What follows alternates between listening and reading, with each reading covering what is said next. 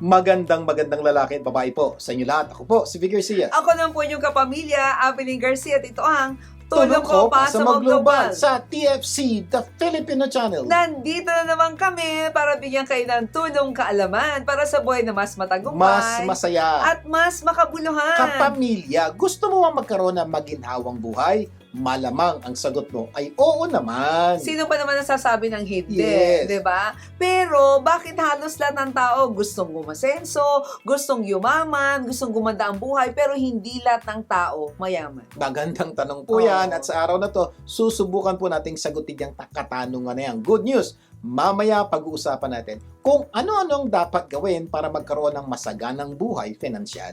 Oo, sa ating episode na Masaganang Buhay! Patuloy naman tayong gagabayan sa buhay ni Amabel De Leon, Vice President ng Edson Solutions sa kanyang Bloom on the Battlefield segment. At para mas gumanda ang buhay, abangan si Jane Magan Cheng ng Jane Rockstar Salon para sa kanyang Beauty Tips for Life. Makakasama pa rin natin si May Gonzalez, isang Certified Nutritionist and CEO of Trinity for Health para sa Tulong Kalusugan. Maghatid naman ng tulong inspirasyon si Joey Marcelo, CEO ng Santi Barley International. At syempre, pag-uusapan din natin ang internet article na Simple Travel Safety Tips Everyone Should Know ni Kimberly Brown. Pero bago yan, simulan po muna natin ating programa ng Tulong Pampagana. Dahil ang paniniwala namin, one idea can change your life. And in this case po, one story can change your life. At para ganahan tayo sa buhay, makakasama natin ang Vice President ng Banura Home Health and Edson Solutions na si Amabel De Leon. Amabel! So our goal is to always bloom on our battlefields, right? So every day is a battlefield. Either it's a battlefield, a celebration after a battlefield, or a combination of both. So life is always like that. It's not until the end. A battlefield every single day, a celebration next, or both ways. But how do you prepare to get into the celebration aspect? How do you prepare getting into a battlefield and plan to win? So you need to have the right gear. What are the right gears? Hindi yung guns ha, hindi yung mga knives natin dyan. So we need to have stronger weapons than that. So I can name a few. Okay, you have several that I mentioned here in this book. I'm gonna name a few. A weapon of choice, your weapon of choice, your weapon of belief, your mentor, your weapon of education, your weapon of friends that you have. Okay, so those are the few weapons that you need to have. Talk more about my weapon of choice. So weapon of choice for me is love. Because yung love kasi ang hirap ka patumbahin eh. So whenever yung kasabihan, di ba sabi nila, tapunan ka ng bato, tapunan mo balik ng tinapay. Actually, totoo yun. So, as you give, as you have these people hurting you, you throw back love. You smile, back love. Hindi ka nila, after a while, actually, they're gonna give up because hindi ka nila kayang patumbahin. They need to have as deep as love that you give them for them to really, make you fall, or else they're really just gonna give up. So, for me, if you want to stand strong, have that weapon of love. Another one is weapon of belief. What is our belief? What's your core values? What do you have in your life that makes you who you are and makes you think who you are? So, for me, God's promises, God's words, God's voice. By the way, guys, sometimes we have voices in our head that's playing over and over again. Not all the voices are meant for us. So, make sure you know that those voices come from the right source. So my source is God, His words. So that keeps me going, that keeps me strong in any battlefield, no matter what it is. So for me to always and guarantee to always win and come out stronger in any battlefield and bloom on a battlefield, you need to have the right weapon. Maraming salamat, Amabel. Until next time, para sa iba pang segment ng Bloom on the Battlefield. Ang bahagi ito ay hatid sa inyo ng Edson Solutions. Avail the book Bloom on the Battlefield, Medical and Healthcare Essentials when you visit www.edsonsolutions.com. Ang kwento natin sa araw na ito ay tungkol sa nasayang na kahilingan. Meron bang ganon? Oo, Humiling ka pero nasayang. Nasayang kasi mali yung kahilingan. Oh, ito yung kwento ha. May tatlong magkakaibigan ang pagod na sa kakatrabaho sa kanilang opisina. At biglang may lumabas na isang genie sa kanilang kalagitnaan. Ano ba Parang yung genie? Pshh! Yung pwede kang humingi ng kahilingan. Oo. Ang sabi ng genie, bibigyan ko kayo ng tigi-tigisang kahilingan. Sabi ng unang empleyado, pagod na ako. Gusto ko ng grand vacation sa Boracay Ayan, bakit? kasama ng aking mga kaibigan. Sabi ni Genie, walang problema. Pshh! Oh, Napunta na po siya sa Boracay. wala namang problema. Maganda, di ba? Sabi ng pangalawang empleyado, miss na miss ko na ang pamilya ko, Genie. Gusto kong sana makasama ko yung aking pamilya sa Disneyland. Disneyland. Oo. Walang problema, sabi ni Genie. Pshh! Napunta sa Disneyland ang buong pamilya ng pangalawang empleyado. Kasama yung pamilya, Oo. diba? Sabi naman ng pangatlong empleyado, katatapos ko lang magbakasyon. Wala naman akong pamilya. Ang gusto ko lang mangyari, pabalikin mo yung dalawa kong kasama para matapos na yung aming trabaho. Sabi ni Genie, walang problema. Pshh! At bumalik po ang una at pangalawang empleyado at binubog nila ang pangatlong empleyado sa kanilang galit dahil kinuha sila sa kanilang bakasyon. Oo nga naman. What can we learn from that? Ano matututunan? Makinig po kayo mabuti. Ang ganda po na matututunan Number natin sa kwento ito. 1, huwag kang makasarili. Isipin mo naman ng iba. Yan, yung po ang problema ng empleyado number 3.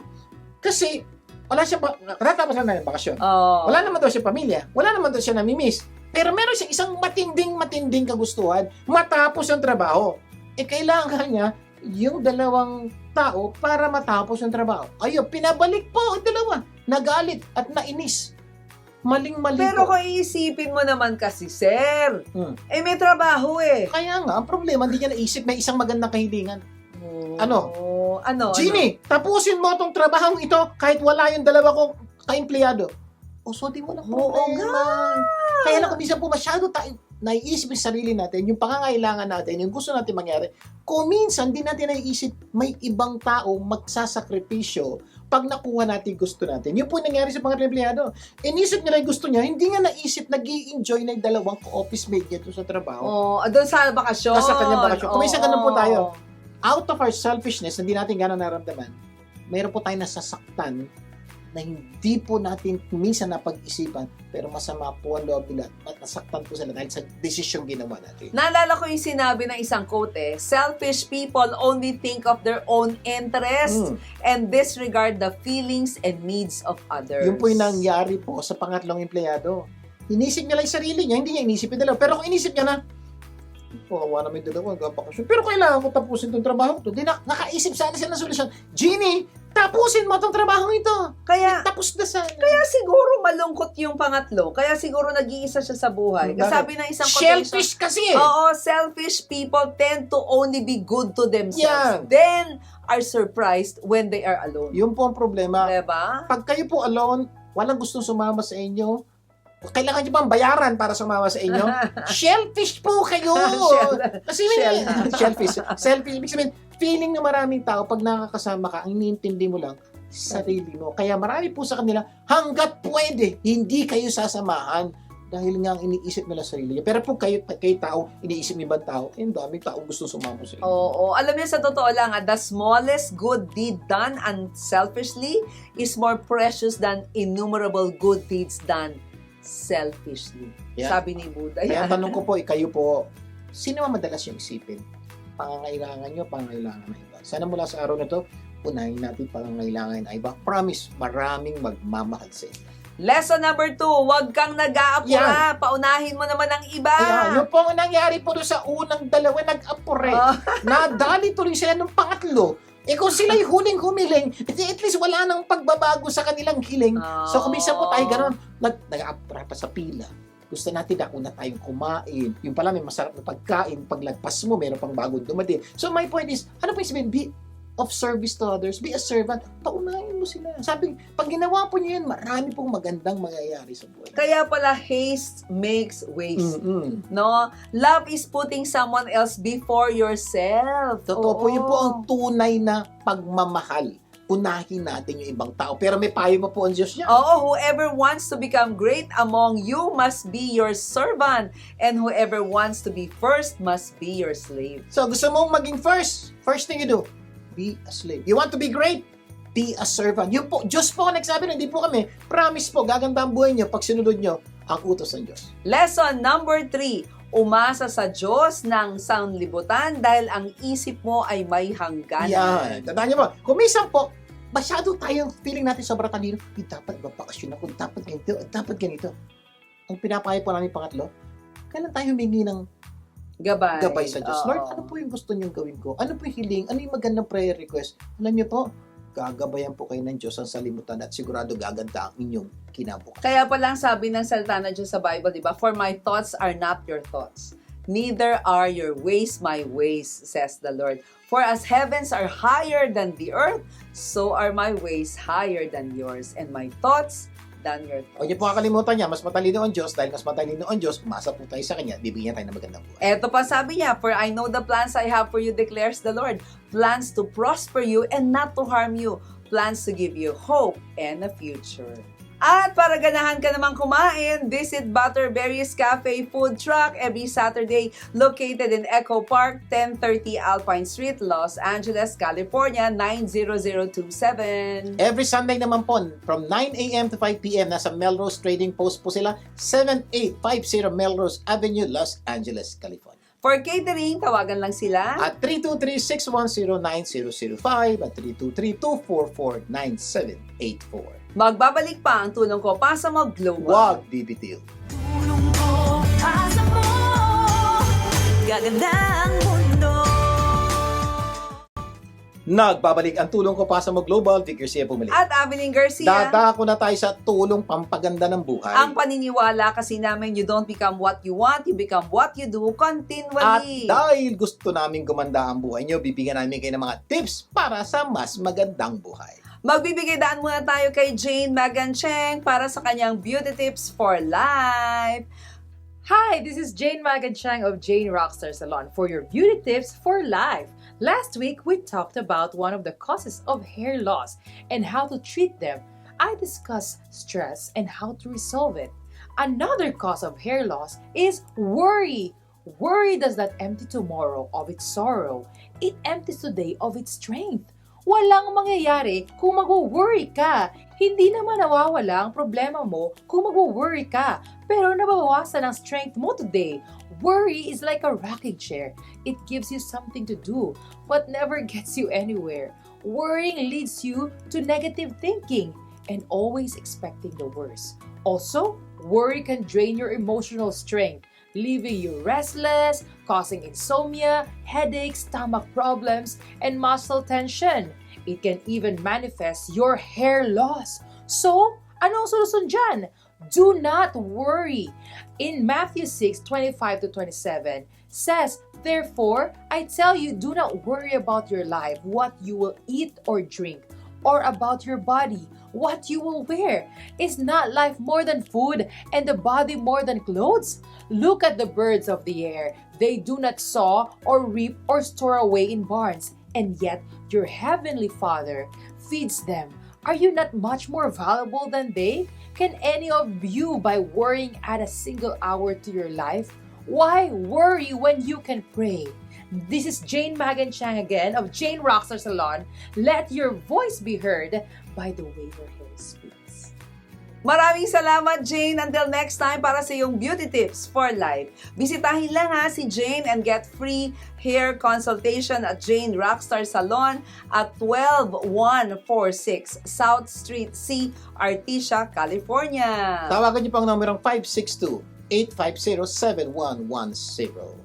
Sa araw na to, pag-uusapan natin ang internet article na Simple Travel Safety Tips Everybody Should Know by Kimberly Brown. Lalo-lalo na po, panahon po ito ng bakasyon na, lalo na mag-isipan niyo mabuti ano yung mga dapat niyo gawin para siguradong maganda ang bakasyon niyo. Yes, at ikaw kung ikaw ay naglalakbay, pumupunta ka sa iba't ibang bahagi ng mundo dahil nga bakasyon, tip number 1, Don't wear flashy jewelry Ayan. or wearing expensive jewelry. No, kasi ito daw yung one sure way to make yourself an obvious target for robbery. Yeah. Lalo-lalo na kung nagbabakasyon ka. So, ano So, dapat gawin? Payo po namin, iwanan ng mamahalin na gamit. Okay?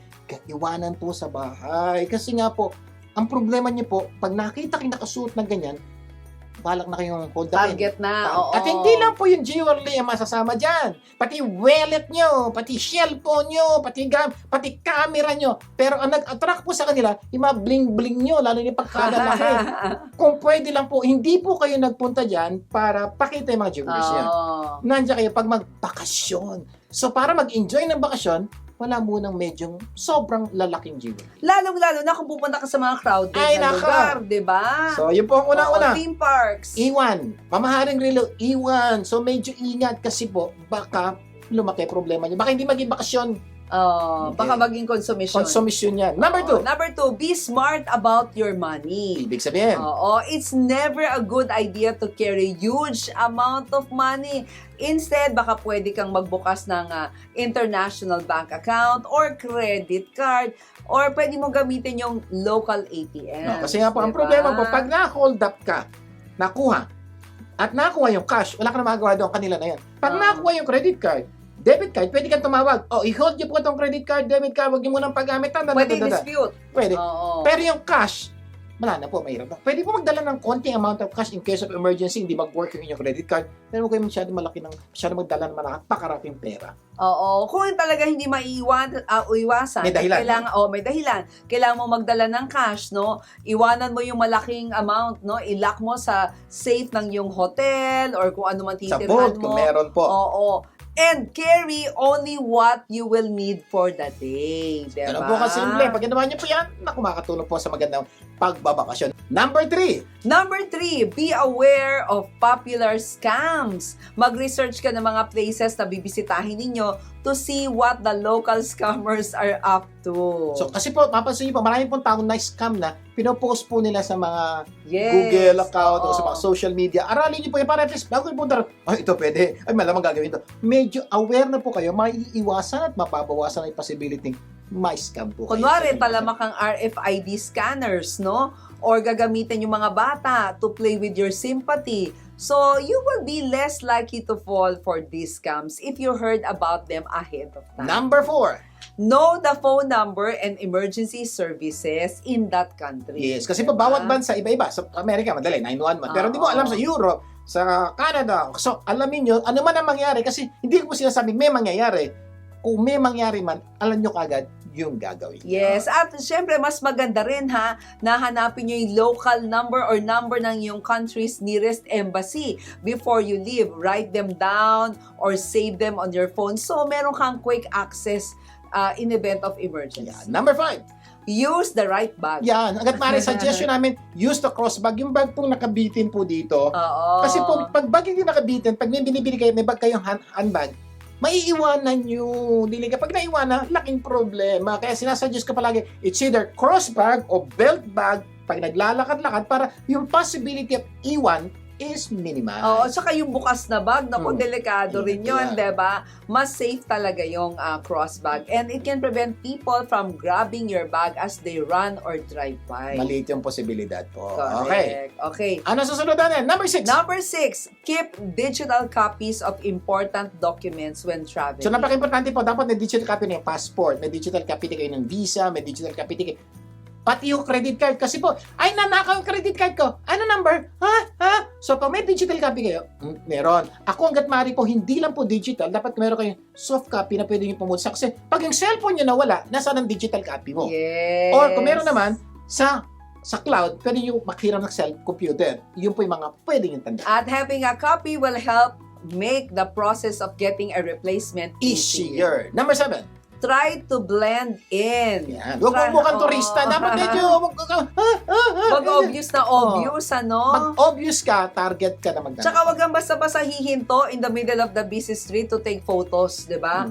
Or even when you're lost, try not to make it apparent Yeah. or obvious. Wag obvious. Oo, Okay. tsaka pag hihingi ka ng direksyon, magpasok ka muna sa loob ng shop or coffee shop para mas safe. Number 8.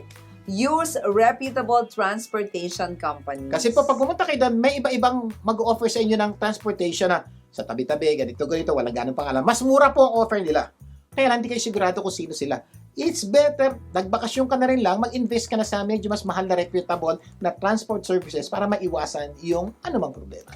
Number 9, check in with friends and family often. Ibig sabihin po, pag magkakasama kayo, check, sana kayo. Sa ganito, kasi baka may mangyari. Kami nga po, mas maganda, meron kayo, maglagay po kayo ng app, Life 360 Locator. Ibig sabihin, kami po, pag lumalakad, may light, alam po, ay nandito siya.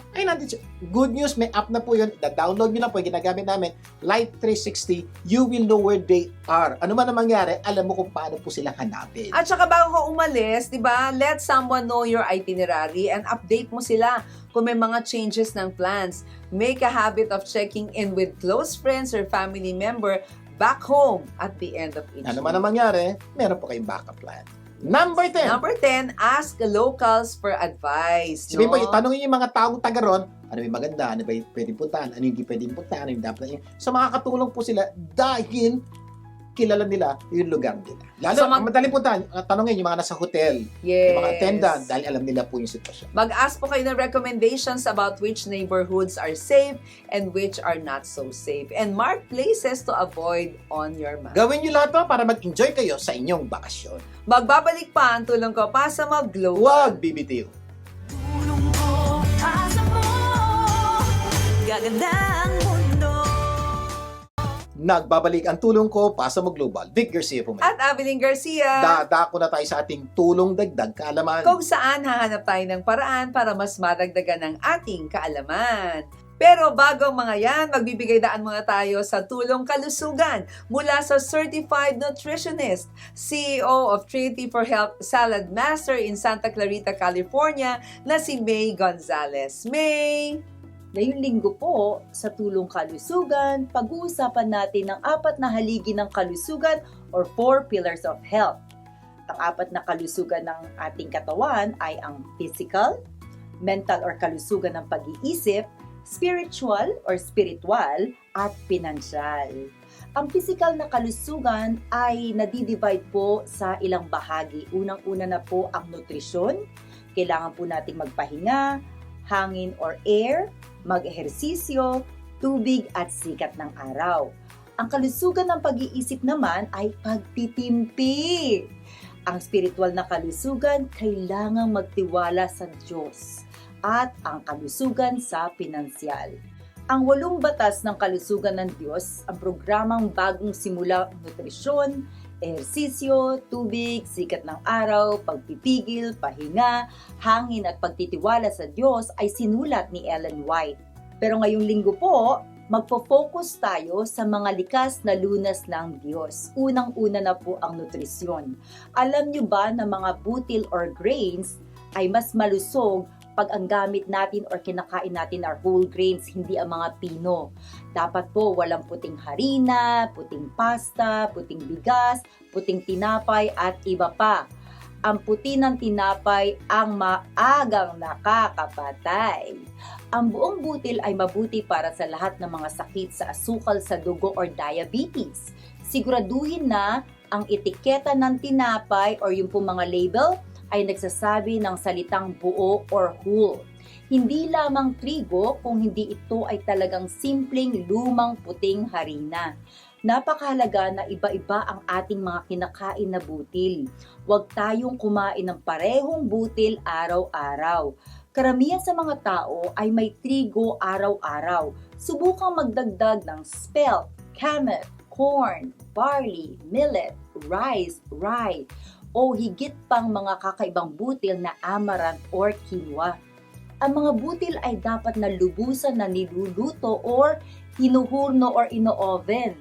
Ang mga hilaw na butil ay hindi malusog. Maraming tao po ang allergic sa gluten. Yan po ang protina sa trigo at iba pang butil. Ang mga butil na walang gluten ay rice, corn, quinoa at amaranth. Ito po ang inyong Certified Nutritionist May Gonzalez from Trinity for Health Salad Master in Santa Clarita na nagsasabing, be happy, healthy, and blessed. Maraming salamat, May. Until next time, para sa iba pang tulong kalusugan segments. Kapamilya, halos lahat ng tao ay gustong yumaman. Tama. Pero bakit ba hindi lahat ng tao ang yumayaman? Siguro ang tanong ninyo, bakit? Ang sagot ay maraming dahilan. Pero isa sa pinakamalaking dahilan ay hindi nila alam kung paano umasenso o yumaman. Totoo po yan. Yan po Diba? yung pundasyon bakit maraming tao hindi yumayaman. Hindi nila alam. Meron sila alam, pero hindi yun yung magdadala sa kanila sa gusto nilang mangyari. So, ibig sabihin, kulang sila sa kalaban. So, para umasenso o yumaman daw, dapat alamin natin mga dapat gawin para yumaman. At mas magandang alamin natin ang mga ginawa ng mayayaman or mga umasenso na ngayon. Bakit ba nangyari ito sa kanila? Ibig sabihin po, mas maganda alamin natin yung mga ginawa ng mayayaman. Subok na. Ibig sabihin, nasubukan nila, totoong nangyari. May matuturo po kasi, ito dapat nyo gawin, ito dapat nyo gawin. Para mo nalaman yan, wala, nakuha ko lang. Pero itong pag-aaralan natin, specifically po, ginawa ito ng mga taong yumaman. May isang magandang article kaming nabasa sa How Do You Get Rich Online, no? .com. Pinag-aralan nila ang mga ginawa ng mga yayamang tao. Bakit ba sila yumaman? At yan ang pag-uusapan natin ngayon. At ayon sa howtogetichonline.com, sa kanilang article na How to Become Wealthy in 5 Years, dapat daw gawin ang mga sumusunod na dapat gawin para yumaman. Kaya makinig kayong mabuti. Oo, ito po yung resulta ng kanilang mga pag-aaral ha. Pero bago ang lahat, i-define muna natin ano ba ang financial prosperity. Mm-mm. Kasi parang iba iniisip pag sinabi financial prosperity, naku, sobra-sobra yung pera. It is not having so much money, but it is having enough of divine provision to complete a divine assignment. Yan po yung aming pananaw na Oo. yung pera mo, meron ka pera para ma-accomplish mo yung assignment mo sa buhay. Kasi may ibang pananaw, gusto ko yumaman, gusto ko maging milyonaryo. Mayaman ka na ba? May ibang tao, milyonaryo na, mahirap pa rin daw sila. So my point is, kami po, identify po namin on our perspective po, magkakaroon ng enough money para magampanan mo, magawa mo yung pinapagawa sa iyo ng Diyos. At kung gusto mo talagang yumaman, wala namang problema yun. At good news, pag-uusapan natin kung ano-anong dapat gawin para magkaroon ng masaganang buhay financially. Sa ating episode na Masaganang Buhay. May 10 bagay na hilingin po namin gawin nyo unti-unti at hopefully one day po maging makatuparan na ang inyong mga pangarap na masaganang buhay. Number 1. Okay, number 1, believe you can have a prosperous life or masaganang buhay. Maniwala ka muna, di ba? Unang-una po namin gusto ituro sa iyo, maniwala ka kasi kung hindi ka maniniwalang magiging masagana ang buhay mo, hindi mo na gagawin ng step 2 to 10. Yes. So simula mo na, maniwala ka. At dahil naniniwala ka, handa kang gawin yung mga susunod na hakbang. Lagi natin sinasabi, you become what you believe. Mm-mm. Magiging ikaw yung pinaniniwalaan mo. So, parati mo sabihin sa sarili mo na kung kaya ng iba, kaya ko rin. At wala namang imposible sa Diyos. Yan po yung magandang paalala po sa inyo ng Ma'am Evelyn, for you to believe na pwede kang maging mayaman o maging masagana buhay mo dahil nagawa ng iba. Ibig sabihin, humanly possible. Possible. Sir, Oo. ang pangit talaga ng buhay ko. Galing ako sa babang baba. Okay mo galala. May Diyos. Lahat na imposible sa tao, posible sa Diyos. Yes, kasi pangako niya, for I know the plans I have for you, declares the Lord. Plans to prosper you and not to harm you. Plans to give you hope and a future. Diyos na po ang nagsabi niya. So, ibig sabihin, maniwala ka.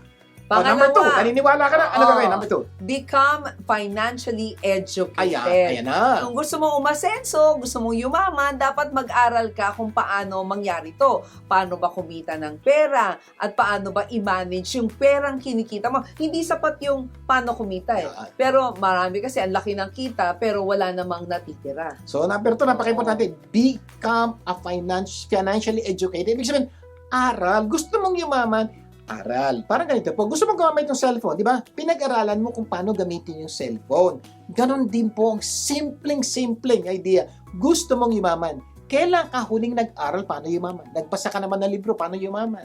Mattend ka naman ng seminar, paano yumaman? Okay, nanonood ka ba ng YouTube video, paano yumaman? Kung hindi pa, hindi ka talaga yayaman. So my point, step number 2, mag-aral ka kung paano yumaman. Isa po ito sa mga dahilan kung bakit maraming Pilipino ang may problema sa pera, di ba? Kumbaga, gaano na karami ang kilala nating maganda naman ang kinikita, pero walang natitira o baon sa utang. Ay, hirap Diba? po nun. Ito po mas matindi. Gano'n na karaming OFW ang hirap na hirap magtrabaho sa abroad. Pagod na pagod. Pero pag uwi niya sa Pilipinas, wala pa rin ipon. Ubos ang pera. Oo, may mga senior citizen pa nga na hindi na manage yung kanilang kaperahan. Ngayon, nakakalungkot, umaasa sa abot at tulong ng mga anak at kamag-anak. Saan po sila nagka-problema? Hindi nila inaral kung paano hawakan yung perang kinita nila before. Kaya ngayon, ubos na. Kung gusto mong yumaman, dapat mag-aral ka ng tamang paraan sa paghawak ng pera. At ano-ano ba ang mga paraan para matutong humawak ng pera? Magbasa ka ng libro on financial management. Magtanong ka, magpa-counsel ka, Oo. manood ka ng videos. Ang dami po sa YouTube ngayon. Correct. Pero kaming librong kontento ka na ba sa kaperahan mo at ang librong kasi sweldo pa lang, ubus na. O kaya Baka puntahan niyo po yung aming makatulong yan. YouTube channel, Vic and Avelin Garcia. Marami po kaming tips kung paano yumaman na pwedeng tunay yung papaganda sa buhay niya. Oh, Vic and Avelin Garcia YouTube channel. Number 3, find a wealthy mentor. Ayan, critical po ito. Maghanap ka na magtuturo sa'yo kung paano yumaman. Kung gusto mong maging magaling na basketball player, di ba? Kumukuha ka ng basketball coach. Kung gusto mong yumaman, paturo ka naman doon sa mayaman na. Okay, napaka-importante Oo. po ng coach. Kasi po, pag nagbasa ka, aalamin, ito yung mga dapat ko gawin. Kaya lang kuminsan, pag may nabasa ka, ano nga to? Paano nga to? So medyo hindi ka maunawaan. That's the beauty. Kung meron kang financial coach, may kaibigan kang, may kakaya sa buhay. Bro, turuan mo ako, paano ba gawin to? Gagabayan ka. Iwa one-on-one ka. Tapos, talagang tuturo sa'yo. Napaka-importante po, baka kuha kayo ng financial coach. Pwede po itong ate nyo, kuya nyo, kaibigan nyo, kamag-anak nyo, or pwede po kayo kumuha ng professional financial mentor na tutulong kung paano ayusin ang pera. Yan ang ginagawa ng ibang tao ngayon. Yes, oo. At syempre, di ba, parang mas maganda yung, uy, paano ba ako Saan ba mag-invest? Yan. Saan ba maganda mag-invest? Paano ba makakawala sa utang? Dahil napagdaanan niya na, meron na siyang credibility to do that. Actually, that's one of the fastest way to be financially educated. Maghanap ka ng teacher na pwede mong tanungan, kausapin anytime, gaganda ang buhay. Bago tayo mag-break, magbibigay daan muna tayo sa tulong inspirasyon mula sa President and CEO of Santay Barley na si Joey Marcelo. Para sa tulong inspirasyon, anong pakiramdam mo whenever nakakadinig ka ng hindi magandang balita or mga negative issues sa paligid mo? How do you feel whenever you meet people who always have the habits of looking at the negative side of things? You know, I'm always being asked, how do I deal with negative issues and negative people? And ang usual response ko is this: I don't deal with them. Honestly, I try to move away from them. Naniniwala ako that if something is beyond my control, it is a distraction. Nagkaroon na ako ng habit to move away from distractions. Because if I will entertain them, mahihila lang ako pababa. It will lead me away from my dreams and visions in life. Have you experienced people that when you talk to them and share to them something, lagi silang may way to see the opposite side? Even though hindi naman ito intentional on their part, I'm sure you are feeling down and demotivated whenever you hear them. Actually, you have two options. Number one, either you entertain them or decide not to listen to them. Sabi nila, pag may negative ka raw na nadinig, papasukin mo sa kabilang tenga at palabasin mo sa kabila. Honestly, hindi ako naniniwala ron. Because ang challenge nun is this: pag pumasok yan sa kaliwang tenga mo, bago lumabas sa kanan yan, pinrasis na ng mind mo yan. And chances are, it will affect you. So rather than papasukin mo, just cover your ears and don't listen anymore. Why? Because it is a distraction. Can you change negative people? The answer is a big no. The only thing that you can do, especially when they are your loved ones, is to disturb them. Only they can decide to change or not. We have to be aware that there are so many information available during these times. Ang dami niyan. News, social media, from people around us. Napakadaming information. It is up to us to filter and decide what informations will be processed. And our decision is critical because those information can affect our lives, either for the better or for the worst. According to young people during these times, naalala ba, nadinig niyo ba yung word na YOLO? You only live once? Actually, I believe in that. But I also believe that if I will only live once, I'll make my life worth it. And part of that is focusing on positive side of things so that I can reach my full potentials. This is Joey Marcelo, and remember, I'm here to inspire you and keep you on fire. Until the next time, para sa iba pang tulong inspirasyon. Maraming salamat, Joey, for continually inspiring us and keeping us on fire.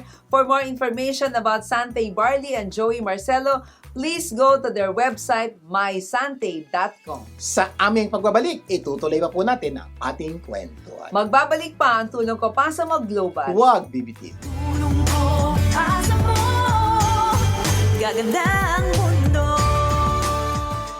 Nagbabalik ang tulong ko pa sa Global. Vic Garcia po muli. At Abilene Garcia, Okay, this time, itutuloy na po natin ang pagsagot sa tanong na ano-ano ang dapat gawin para magkaroon ng masaganang buhay pinansyal. sa ating episode na Masaganang Buhay! O, review. Number Okay, 1. Number 1, believe in yourself. Maniwala ka sa sarili mo. Number 2, become financially educated. Aral, aral, aral. Number 3, find a wealthy mentor. Harap ka ng taong tutulong sa'yo, gagabayan ka, tuturuan ka kung paano yumaman. Number 4 na tayo na yan. Number 4, take control of your finances. Kumbaga, matuto kang i-manage ang iyong kaperahan. Earn as much as you can and spend less as much as Yan, you diba, can. nag-aral ka na, naniwala ka na, Oo. nag-aral ka na, may financial mentor ka na. So, what do you do now? Lahat ng natutunan mo, lahat ng tinuro sa'yo ng mentor mo, gawin mo na. Apply mo Take na. control na. Ito na sinabi, ito gagawin ko. Pag ginawa mo ito, unti-unti makikita nyo, unti-unti gumaganda ang iyong buhay pinansyal. Kasi baliwala yung kumita ka ng malaking pera eh. Tapos ang laki din ng Yan lang gastos yan. mo, di ba? Baliwala yung, ang dami mong pinag-aralan, pero wala kang ginawa. Correct. So, hindi ka rin yayaman, hindi rin aasenso, hindi rin maging masagana yung buhay mo. Take control of your money or your money will control you. Mamimili ka lang.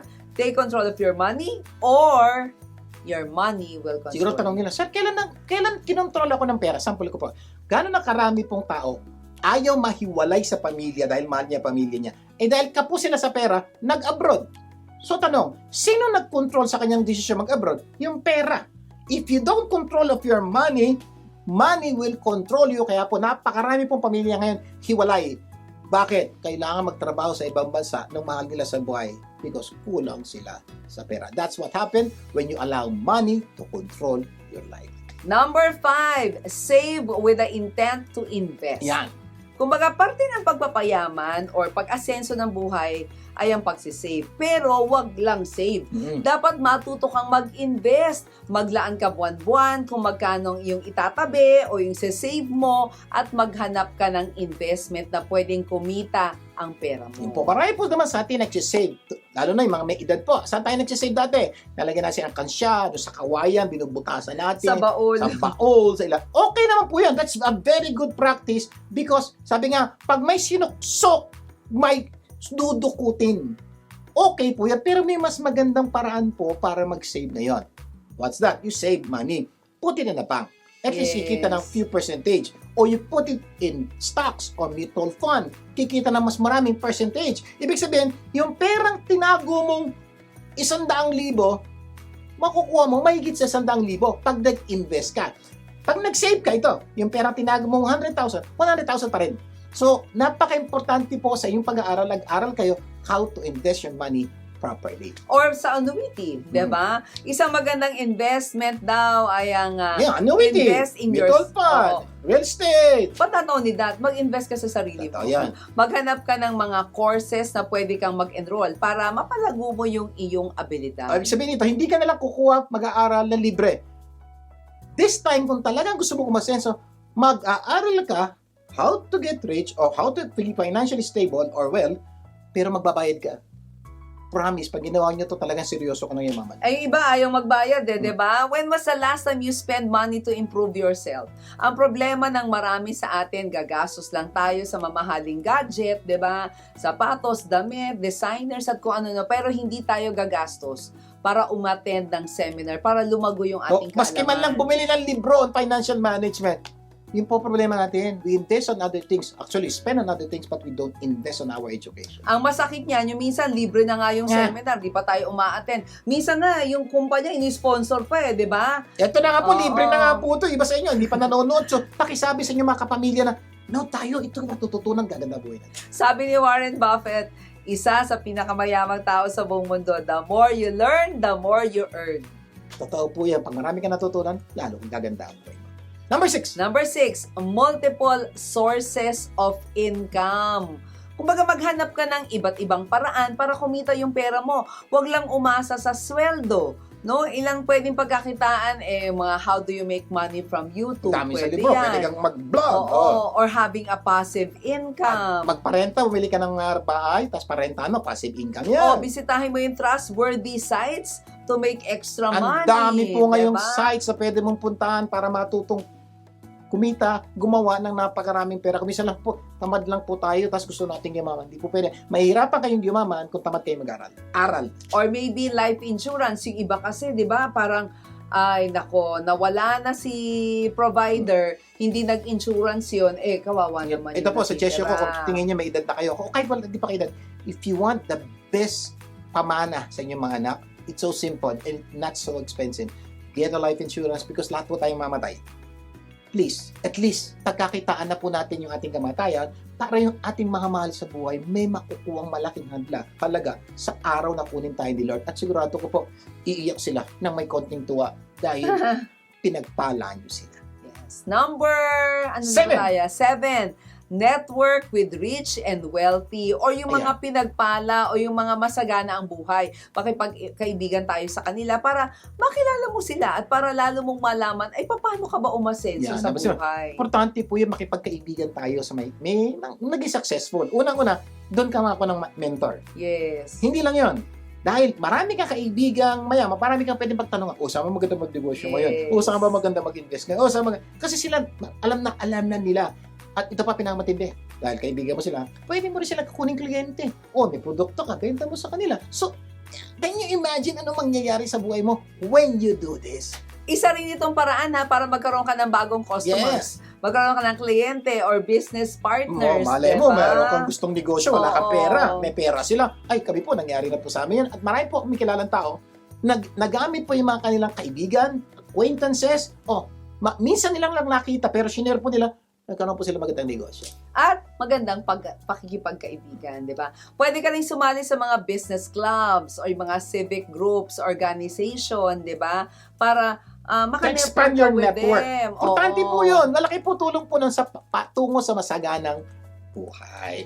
Ay, nako, sana po marami kayo natutunan. Pero mamaya, itutuloy pa natin ang ating kwentuhan. Na kung ano-ano dapat gawin para magkaroon ng masaganang buhay financially. Magbabalik pa po ang tulong ko pa sa Global. Huwag bibitiw. Tulong ko, asa mo, gaganda ang mundo. Nagbabalik ang tulong ko pa sa Global. Vic Garcia po muli. At Abiling Garcia. Okay, ito na po. This time, patuloy tayo pagsagot. Ano dapat gawin para magkaroon tayo ng masaganang buhay financial? Sa ating episode na Masaganang buhay. O review Review. tayo. Number Number one, believe. Maniwala. Believe in yourself. Sabi nga natin, you become what you believe. Number 2, become financially educated. Aral, aral, aral. Number 3, find a wealthy mentor. Ayan, kailangan mo ng coach. Number 4, take control of your finances. Marami ka nang alam, marami ka natutunan. Do it.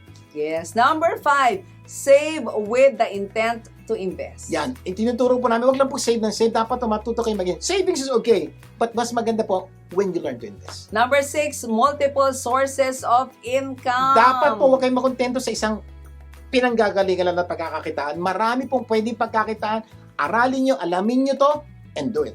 Number 7, network with rich and wealthy. Importante po ito kasi po magbibigay po sa inyo to ng maraming Tips. Oo. tutor, maraming tips, at maraming network. Yes. Number 8, take care of your health. Ayan, Nako. sir, ano naman ang connect niyan? Ingatan natin ang ating kalusugan. Yan ang sinasabi sa atin ni May Gonzalez. Ano sabi niya? Lagi niya sinasabi na be happy, healthy, and blessed. Kumbaga, mahirap ka maging happy kung hindi ka healthy, di ba? Kapag sakitin ka, mababawasan ang oras mo para kumita ka ng pera. Totoo At yan. mababawasan ang kinikita mo dahil kailangan mong gumastos para sa sakit mo. Kaya nga po, napaka-importante, take good care of your health. Kasi napakahirap po. May posibilidad na mayaman ka, hindi mo ma-enjoy yung pera mo. May pera ka pang abroad, pang travel, hindi nga makapag-travel. May pera ka pang bili ng pinakamahal na pagkain, hindi mo makain. So, take good care of your health. Mag-exercise, kumain ng tama, iwasan magalit. Yan po, isa sa Oo. pinakamatindi pong pangkuha ng ating health, yung galit. kapamilya, kung may galit ka, patawarin mo na. Wala idudulot sa iyong maganda yan. At mahirapan ka yumaman at umayos ang buhay mo. Or kung mayaman ka man, may galit ka, malungkot ka. Hindi tama yun. Number 9, spread the wealth. Yeah. Tumulong ka sa iba. Kasi alam mo, karamihan ng mayayaman sa buong mundo, tumutulong sa iba on a regular basis, yan. ha? Di ba? May mga foundation, sila, sila Warren Warren Buffett, So, di ba? ang punto po, base po on a practical basis. Karamihan po na mayayaman sa buong mundo, tumutulong sa ibang tao. So kung gusto mong yumaman, gawin mo na to. Pero on a spiritual basis, ito po ang payo at rekomendasyon ng Diyos. It is more blessed to give than to receive. Mas lalo kang pagpapalain kapag ikaw ay tumutulong sa iba. Hindi yung tinatago mo lang kung ano yung meron So, ka. napaka-importante po nito ha. So, mas pinagpala daw po yung nagbibigay kaysa yung binibigyan. Siguro, pero na, paano yun? So, marami sa inyo ngayon, nangailangan kayo. Alam mo ba gusto mong pagpalain ka? Kung anumang meron ka, subukan mong pagpalain, iba. Sir, ito kang meron ako. Kapos na sa pangailangan ko. Ito po, sabi na po ng Diyos more blessed. So, kung may pangailangan ka, kamo na mahingi. Pala ka na iba. At ang sabi ng Diyos, pagpapalain ka niya. Yung po ang sinasabi ng Diyos. Kung minsan masyado tayong selfish, iniisip lang natin pangailangan natin, nakakalimutan natin, may mga taong mas mahirap sa atin. Na kung Yes. konti natin, itutulong natin sa kanila, malaki po, may ibsan yung kanilang problema. Sir, paano ako nabawasan? Hindi. Sabi ng Diyos, God will bless you. Sabi ni Zig Ziglar, ha, you can get everything in life you want if you will just help enough other people get what they want. Get niyo po? So, empleyado ka. Gusto mo gumanda ang buhay mo? Ito, simple lang. May gusto ang boss mo. Bigay mo lang. Trabaho ka mabuti. You help them get what they want, and you know what will happen? The boss, will help you get what you want. Kung hindi man yung boss mo ang tumulong, God will help you get what you want. Ang importante po ito, wherever you are, be a blessing. Wherever you are, be of service. Wherever you are, help people around you in kind or with finances. Pwedeng walang pera. In kind, Yes. tulong lang. Promise po. Kaganda po yun. The more you give, the more you will receive. Plus, it always feels good to give back. Sarap po, lalo na yung mga kumikita po dyan, maraming makikinita. Because kung wala po yung mga tao ito, hindi naman kikita na malaki. Give back to the people in the community. And number 10, enjoy what you do. Sayang lahat ng iyong pinaghihirapan kung hindi ka naman masaya sa ginagawa mo. Parang pinaparusahan mo na yung sarili mo para yumaman. May kilala po diba? kayo nun, yumaman, pero pagod, hirap sa buhay. Gusto nang isumpa yung trabaho niya. Mayaman naman siya. Pero nangyari, pinarusahan niya yung sarili niya para yumaman. Tanong ko, yung ba ang buhay na gusto niya? Base ko sa isang pag-aaral ko. Gusto niyo yumaman? Hanapin niyo isang bagay that you will really enjoy doing. Doon po kayo mag-concentrate at doon kayo magnegosyo, doon kayo magtrabaho. Diyan daw po lalabas ang galing niyo, and there's a big possibility.